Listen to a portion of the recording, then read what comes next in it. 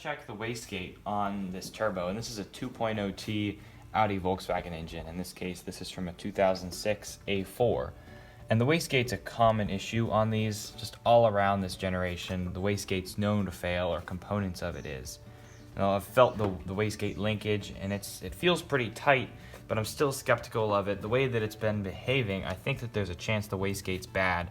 And you really can't get a very good look at it without removing the turbo.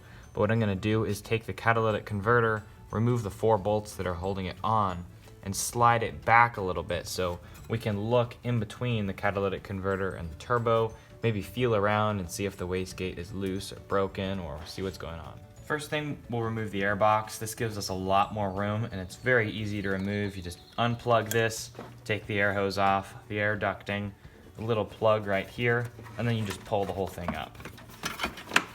Now we've certainly got a lot of area to work. In this case, my exhaust bolts are a 17mm.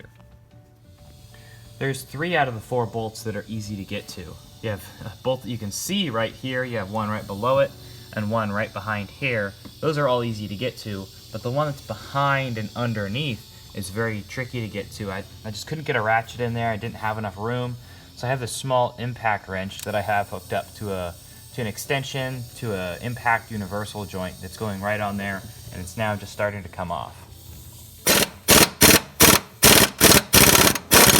Now we can go ahead and take the easy ones off. Now we'll pry this apart. You can see that's nice and loose. Now if we peek in there and look at the wastegate, initially it looks like it's pretty stiff. It's not super loose, and I'm going to take a better look at it and see if it's cracked or see if there's any damage to it. I'm going to get in there with a mirror. Here's an identical turbo that's off the car. This is a different one. This is the wastegate that we're looking at right here. This is the turbine, this is the wastegate and the linkage that connects to it. If you pull this, that opens and closes. And this is nice and tight, it's not moving. I'm looking at the one in there. I don't see any cracks, it's not broken. I've seen them completely broken. Or the wastegate will just loosen up. In this case, this is what it's supposed to feel like. Nice and tight, there's not play in the system, and the wastegate itself doesn't rattle. And on the car over there, it's not rattling, it's a nice tight seal, and the linkage itself is also stiff.